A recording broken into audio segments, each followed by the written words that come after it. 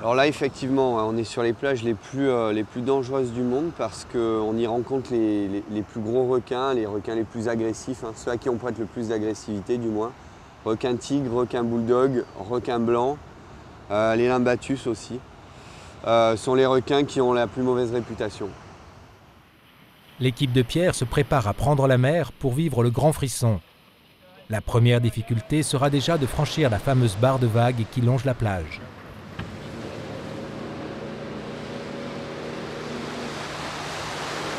Durant les 40 minutes de navigation, l'imagination va bon train. Et je pense qu'il y a un stress qui est vraiment latent, aussi bien pour l'animal que pour l'humain. Il y a certainement un moment, le moment où on se jauge, on essaye de savoir qui est qui fait quoi, comment, pourquoi on est là. Alors bon, lui, il est chez lui, hein. Nous, on va à sa rencontre.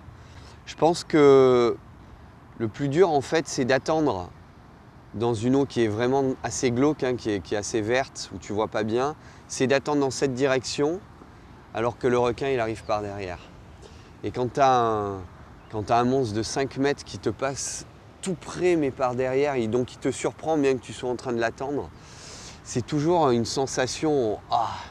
Maintenant, si le requin il veut t'attaquer, il va te charger d'une certaine façon, hein, c'est une attaque, hein, directe.